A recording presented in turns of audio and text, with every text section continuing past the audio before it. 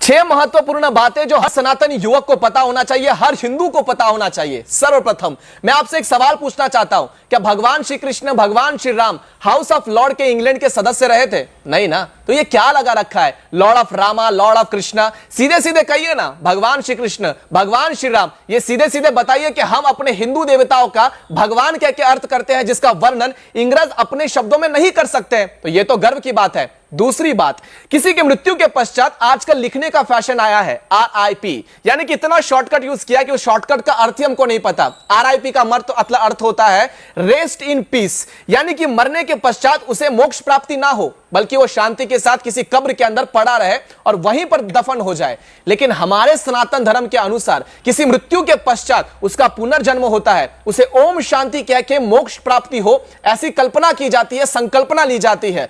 सीधे सीधे आपको कहूं तो किसी वृक्ष के कटने के बाद जैसे उसका पुनर्जन्म होता है, ठीक किसी मृत्यु के पश्चात किसी व्यक्ति का पुनर्जन्म होता है। यह हिंदू धर्म हमें सिखाता है। तीसरी महत्वपूर्ण बात यह है कि महाभारत और रामायण को काल्पनिक बताना बंद कीजिए। ज्यादा करके जो हिंदू युवा है, जो पढ़े लिखे युवा है, महाभारत और रामायण को माइथोलॉजी कह के वर्णित करते हैं। और जिनको इस शब्द का अर्थ नहीं पता उनके लिए बता दूं, माइथोलॉजी शब्द बना है मिथ से। मिथ शब्द का अर्थ होता है झूठा या फरेब, और ये जो मिथ शब्द है हमारे संस्कृत शब्द मिथ्या से ही आया हुआ है। तो मिथ्या का अर्थ होता है झूठा।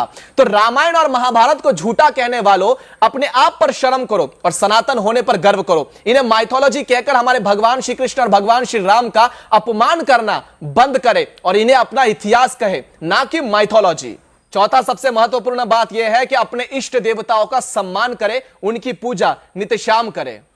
पांचवा सबसे महत्वपूर्ण बात, हमारे मंदिरों को प्रार्थना गृह कहना बंद करें, क्योंकि यह प्रार्थना घर नहीं बल्कि हमारे भगवान का विश्राम गृह एवं देवालय है। हमारे मंदिर के अंदर केवल प्रार्थना नहीं होती, बल्कि वो हमारे भगवान का ही घर है। तो ये सारी चीजें आपको पहले समझनी चाहिए। आगे चलते हैं।